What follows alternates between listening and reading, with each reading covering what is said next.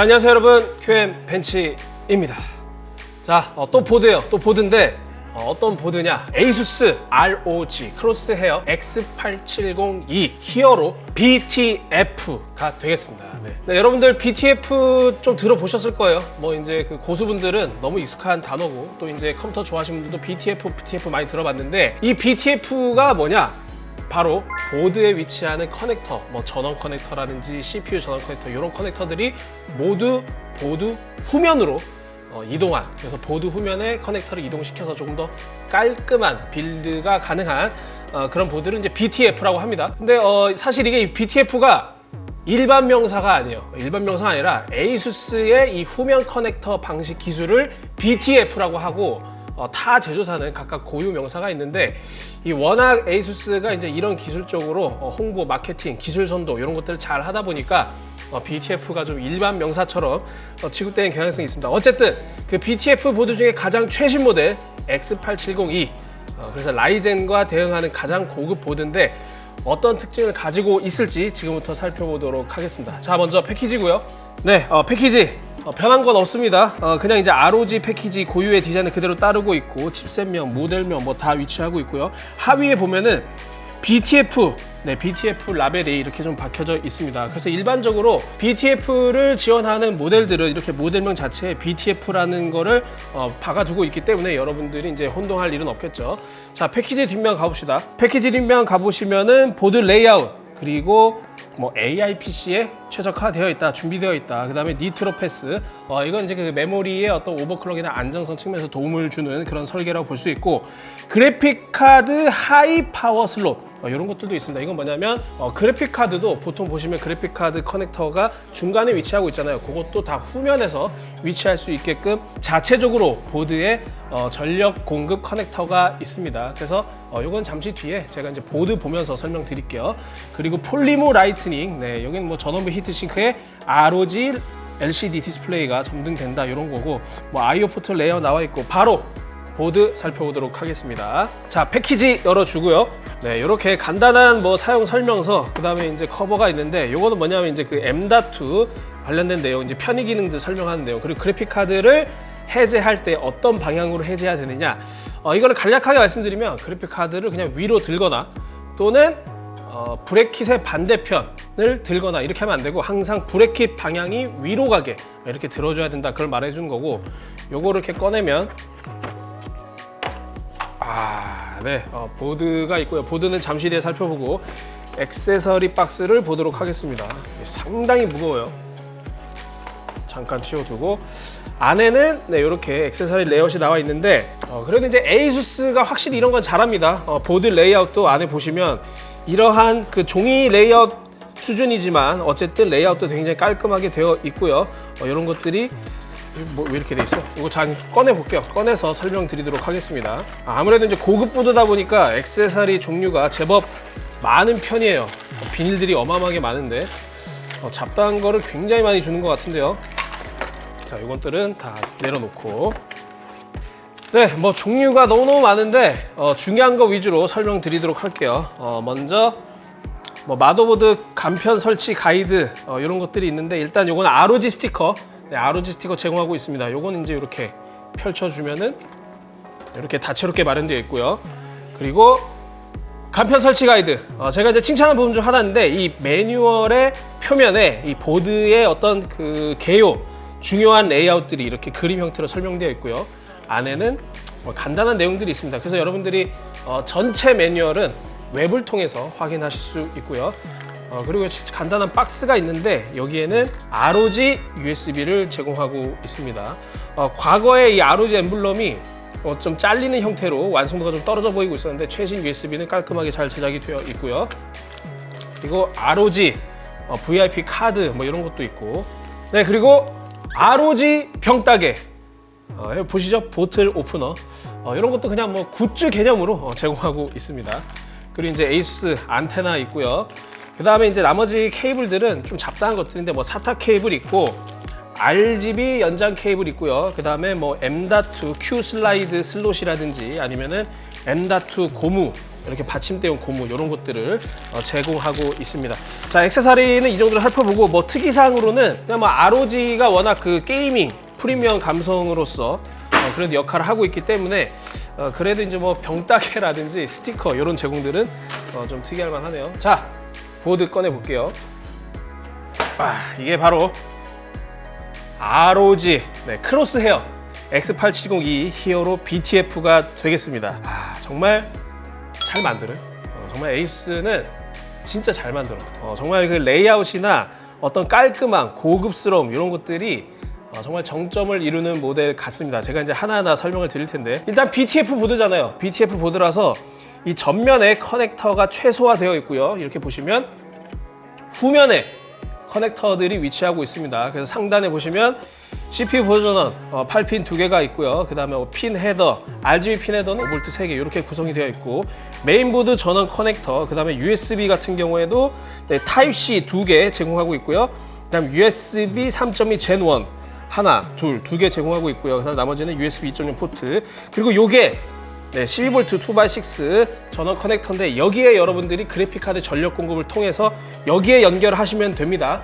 그럼 어차피 전면부는 케이블이 없어도 전용 커넥터가 있어서 보드에서 전력 공급이 가능한 구조이고요.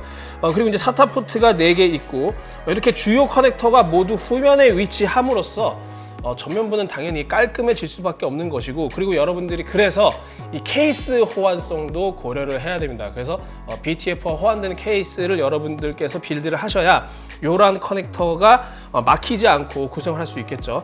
자, 그리고 백플레이트도 흠잡을 데 없습니다. 후면을 모두 덮는 형태로 굉장히 깔끔하고 고급스러운 디자인으로 완성이 되어 있고요. 그리고 이 브래킷도 약간 어두운 느낌으로 이렇게 구성이 되어 있는데, 그냥 개인적인 욕심으로는 이 브래킷도 블랙으로 이렇게 좀 설계했으면 더 좋지 않았을까, 그런 생각은 드네요. 자, 다시 전면 와볼게요. 네, 전면인데요. 전반적으로 여기가 지금 그 거울처럼 빛나고 있는데, 이 전원부 히트싱크 이 넓은 부위에는 ROG 디스플레이가 나타나게 되고요. 그리고 이제 딤 슬롯 같은 경우 이제 4개를 제공하고 있는데, DDR5 최대 256기가, 그리고 스펙상으로는 8600MT 속도까지 지원을 해주고 있습니다. 그리고 오른쪽으로 보시면 이제 LED가 있고요. 디버그 LED가 있고, 그다음 전원 버튼, 리셋 버튼, 이건 이제 플렉스 키라고 하는데, 여러분들이 리셋 기능을 수행하게 할 수도 있고요. 아니면 바이오스에서 이 기능 설정을 다른 걸로 변경할 수도 있습니다. 그래서 이제 기존 버전과의 차이점이라면, 이제 BTF가 아니라 논 BTF 모델 같은 경우에는 여기가 이제 좀 커버로 제작이 되지 않았는데, 아무래도 BTF가 커넥터를 다 뒤로 보내서 최대한 깔끔한, 선없는 깔끔함을 추구하는 그런 컨셉 디자인인 만큼 이런 커버까지 추가적으로 구성을 했습니다. 그리고 이제 나머지 영역은 M.2랑 PCI 슬롯이 주로 차지하고 있는데, PCI 슬롯은 이렇게 2개고요. 위에가 이제 PCI 5.0 X16 슬롯이고, 밑에는 PCI 3.0 X4 슬롯이 되겠습니다. 그다음 M.2는 총 5개를 지원하고 있는데요. 근데 확실히 그 에이수스가 어떤 그 조립 편의성 이런 부분에서 항상 그 선도적인 역할을 해 왔거든요. 그래서 이번에도 여기 보시면 M.2 슬롯을 분리하고 장착하는 게 너무너무 편합니다. 지금 보시면 이 슬롯을 단순히 우리가 어떤 그 조작을 함에 있어서 굉장히 편해요. 그래서 이것도 슬롯을 이렇게 걸어주시고 다시 한번 딱 눌러주시면 장착이 가능하고요. 이 분리할 때도 이 버튼을 살짝 눌러주시면 바로 이렇게 분리가 가능합니다. 너무너무 스무스한 구조고, 그리고 이제 하단에 히트싱크도 뭐 전체 M.2를 모두 방해시킬 수 있는 그런 구조로 되어 있는데, 오른쪽에 보시면 이 버튼이 있습니다. 이것도 한번 눌러주시면 간편하게 히트싱크 분리가 가능합니다. 이거 정말 너무너무 잘 만들었어요. 이거 진짜 너무너무 잘 만들었어. 물론 그 전체 M.2 히트싱크를 이렇게 문화사 방식으로 구현한 게 에이수스가 최초는 아닌데, 최초는 아니지만 가장 완성도 높은 형태로 이렇게 완성해냈다, 이렇게 좀 말씀드리고 싶고, 그 다음에 그 M.2 SSD를 고정할 때도 여기 보시면 슬롯 핀이 있는데, 요거를 뭐 기존에는 우리가 이제 돌려주거나 수동으로 손으로 이용해서 잠궈주거나 이런 역할이 필요했는데, 지금은 M.2 SSD를 단순히 눌러주기만 해도 자동으로 결속이 되는 그런 구조입니다.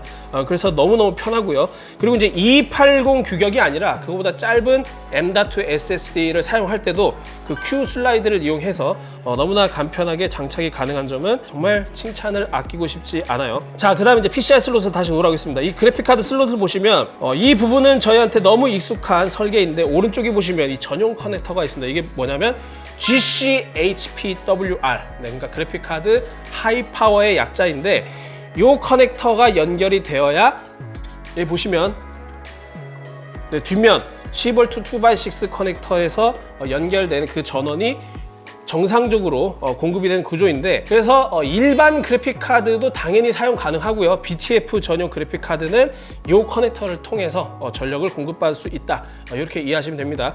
그래서 제가 BTF 그래픽카드를 하나 들고 왔는데, 네, 이게 바로 ROG RTX 5090 에스트럴 BTF 에디션이 되겠습니다. 그래서 보시면 BTF가 어떤 차이점이 있냐면 골드 핑거가 있고요. 그 다음에 우측 끝에 이쪽 안쪽에 숨어 있죠? 네, 잘 보이지 않을 수 있는데 GCHPWR 커넥터가 따로 있습니다. 그래서 보드에 장착하실 때는 이게 워낙 보드랑 그래픽카드 둘 다 무거워가지고, 자, 보드에 장착하실 때는 잠깐 스티로폼 위에 올려두고요. 요거를 그대로 별다를 게 없습니다. 그대로 꼽아 주시면 됩니다. 다만 주의해야 될 거는 이렇게 꼽아 주면 되고, 그리고 이렇게 봤을 때 평소에는 이제 BTF 보드를 사용할 때는 이 커넥터 커버가 존재해서 정말로 깔끔한 외형을 자랑하고요. 분리를 하실 때는 아까 제가 이제 그 패키지 설명서에 있는 거를 좀 설명을 드렸는데, 이렇게 들어 올리거나 얘를 들어 올리거나 그러면은 분리가 안 되고요. 이 브레킷 쪽을 들어 올려야 이렇게 싹 부드럽게 빠집니다. 그래서 제가 이 부분에서 또 에이수스가 편의성을 고려한 게 뭐냐면, 이 PCI 슬롯 걸쇠, 이 걸쇠는 우리가 이제 흔히 찾아볼 수 있는 형태는 여기에 이제 따로 버튼이 있어서 이 버튼을 누르면 손쉽게 분리가 가능한 그런 구조인데, 얘는 자동이야. 그래서 이게 자동적으로 걸리고 그래픽 카드를 뺄 때는 해제되는 그런 구조 방식을 가지고 있어서 여러분들이 버튼 그런 거 누를 필요 없이 그냥 그래픽 카드 꽂으면 고정되고, 분리할 때는 브레킷 쪽을 들어 올리면 그냥 손쉽게 분리가 되는 아주 그런 편리한 구성이라고 볼 수 있겠습니다. 그래서 지금 이제 이게 BTF 보드로서 사실 일반 모델보다 좀 더 가격이 좀 나갈 수는 있어요. 근데 가격이 좀 나갈 수 있지만 어떤 PC 전체 빌드의 어떤 미학적인 측면에서 어떤 선정리나 깔끔한 외형을 추구하시는 분들한테는 너무너무 만족스러운 기능을 가지고 있고, 또 추가적으로 이 편의성 부분에서 에이수스가 항상 새로운 기술도 선보이는데 그 기술이 정말 정점에 달했다, 그렇게 평가할 수 있겠습니다. 그리고 이제 IO 포트 한번 볼게요. 네, IO 포트인데요. IO 포트도 이제 보드 컨셉에 맞게 이렇게 블랙으로 처리가 되어 있고요. 상단에 보시면 바이오스 초기화, 클리어 시모스라든지 바이오스 플래시백, HDMI 2.1 포트, USB 포트는 10기가, 그러니까 USB 3.2 Gen2가 되겠죠. 10기가짜리가 6개가 있고요. 그 다음에 USB4가 타입C로 2개가 있습니다. 그 다음에 이제 USB 10기가짜리 마찬가지로 타입C 2개가 있고요. 랜은 인텔 2.5기가랑 리얼텍 5기가 랜이 있습니다. 그리고 와이파이 7도 이게 이제 Q 안테나라고 해가지고 여러분들이 나사를 돌리는 방식이 아니라 와이파이 안테나를 그냥 단순히 꽂아주면 되는 그런 구성으로 되어 있고요. 나머지는 오디오 포트 이렇게 구성되어 있습니다. 그래서 이 에이수스 보드가 지금 제공하고 있는 편의 기능은 열거하기에도 정말 많을 정도로 그렇게 다양한 편의 기능을 자랑하고 있어서 에이수스가 괜히 보드 명가가 아니다, 그렇게 느낄 수 있었어요. 자, 그러면 이제 분해해서 안의 모습은 어떨지 살펴보도록 하겠습니다. 네, 지금 분해를 완료했습니다. 상당히 좀 복잡한 구조를 가지고 있는데, 먼저 백플레이트.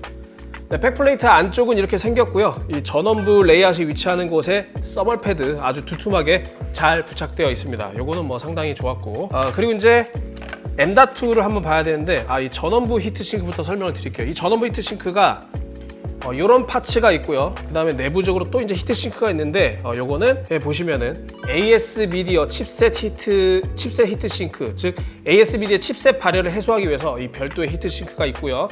그리고 요거는 전원부 히트싱크가 되겠습니다. 이 전원부 히트싱크 같은 경우에는 기역자 형태로 이어져 있는 형태인데, 이 내부적으로 히트 파이프, 히트 파이프가 지나가고 있어요. 그래서 이제 독립적인 전원부 히트싱크 두 개보다는 이렇게 히트 파이프로 이어져 있는 것이 열전도 효율이 유리할 수밖에 없겠고요. 그리고 서울 패드가 이렇게 두 줄씩 나 있는데 요 바깥쪽에 위치한 얇은 거는 이제 모스펫과 맞닿는 그런 서울 패드가 되어 있고 안쪽은 초크입니다. 그래서 보시면 이 초크도 그 에이수스의 이제 유구한 전통 서울 패드 아끼기 여기 보시면 초크가 이렇게 생겼는데 충분히 히트싱크 설계상 면적이 충분함에도 불구하고 또 한 절반까지는 아닌데 한 70%? 80% 그 정도만 덮을 수 있게끔 서울 패드를 또 아껴놨어요. 그래서 이런 것들이 에이수스가 이제 별로 해결이 되지 않고 있는데 이 해결할 의지가 없는 게 아닌가 그런 생각이 듭니다. 근데 그래도 뭐 전원부 온도 자체는 괜찮게 나왔어요. 저희가 블렌더라든지 게임 테스트를 통해서 전원부 온도를 좀 측정해 봤는데 보시는 것처럼 결과적으로 히트싱크로 인해서 전원부 온도가 낮게 나왔다 이렇게 표현해 드리는 게 정확한 표현이겠죠. 그리고 열화상 카메라로 봐도 뭐 게임을 구동하든 아니면 뭐 블렌더처럼 모든 스레드를 로드하는 그런 CPU 상황에서도 충분히 좋은 온도를 보여주고 있고요. 참고로 저희가 테스트에 사용한 CPU는 라이젠 9 9950X가 되겠습니다. 자, 그래서 전원부 히트싱크를 살펴봤고요. 그 다음에 M.2 슬롯은 총 5개를 제공하고 있습니다. 하나, 둘, 셋, 넷, 다섯 이렇게 5개를 제공하고 있는데 이 중에 PCI 5.0은 이렇게 3개고요. 나머지 2개는 PCI 4.0이 되겠습니다. 그래서 이제 5.0 2개는 이렇게 파란색 부분이고 이제 양면 서울 패드로 구성되어 있고요. PCI 4.0은 약간 초록빛 나는 서울 패드로 구성이 되어 있는데 이것도 이 에이수스가 확실히 좀 디테일을 챙기는 게 이 서울 패드의 색깔이 달라서 그냥 이 색깔만으로도 PCI 인터페이스 버전을 우리가 구분해낼 수 있다. 이렇게 이해해 주면 좋겠어요. 자, 그래서 M.2까지 모두 살펴봤고 이제 남은 전원부인데 이 전원부 같은 경우는 18 플러스 2 플러스 2 페이지 이렇게 구성이 되어 있고요. 확실히 고급 보드답게 페이지당 110A 로 확인이 됐습니다. 그래서 뭐 전원부 걱정은 할 필요가 전혀 없겠네요. 그래서 뭐 저희가 이제 방금 말씀드렸던 것처럼 이 서멀 패드에서 조금 이제 아쉬운 부분은 있었지만 이 결과적으로 전원부 페이지 구성 그리고 전원부 온도 이런 부분에서도 상당히 좋은 결과를 보여줬다. 이렇게 이해하시면 좋겠습니다.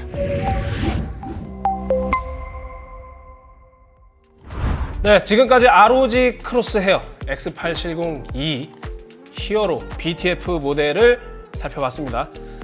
이제 이 보드 보면서 좀 여러 가지 생각이 들었어요. 일단 우리가 이 컴퓨터 좋아하는 사람들 입장에서 이 에이수스라는 브랜드를 바라보면 진짜 다양한 감정이 들죠. 다양한 감정이 드는데 근데 이제 정말 그 보드만큼은 정말 에이수스가 기가 막히게 잘 만든다. 그런 걸 느낄 수 있었습니다.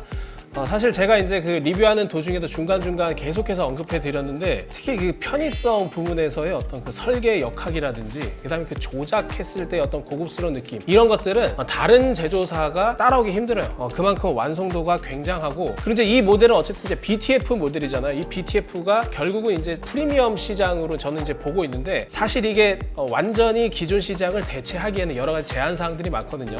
분명히 PC 케이스 호환성이라든지 그다음에 BTF를 완전하게 구현하기 위해서는 그래픽 카드도 지원을 해야 되고 이런 것들이 사실상 완전히 대체하기는 어렵고 결국은 당분간은 계속해서 프리미엄 시장의 한 축으로 이렇게 존재하지 않을까 그런 생각이 듭니다. 그래서 그런 측면에서 어떻게 보면 좀 사치품에 가까운 그런 느낌도 좀 들고 있고요.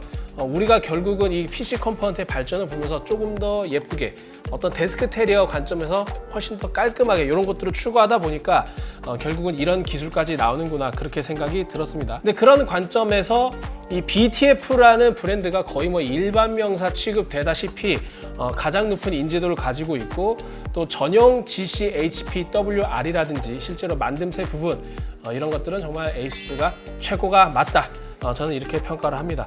그래서 뭐 보드 전반적으로 굉장히 좋았는데 사실 아쉬운 부분들은 뭐 거의 없긴 했어요. 솔직히 말씀드리면 물론 지금 이 제품이 가격이 공개가 되진 않았지만 분명 가격은 아쉬울 겁니다. 에이수스는 항상 가격이 좀 아쉬웠어요. 비싸고요. 하지만 그 비싼 가격이 정말로 그 에이수스가 타 제조사 대비 그냥 마냥 가성비도 떨어지고 성능, 편의성, 감성 뭐 하나 뛰어나지 않는데 비싸기만 한다면 사람들의 외면을 받았겠지만 만듦새만큼은 또 너무 좋아서 한편으로는 얄밉다 그런 생각도 좀 듭니다. 네, 이상 QM 벤치였고요. 다음에 또 재밌는 콘텐츠로 찾아오도록 하겠습니다. 여러분 안녕.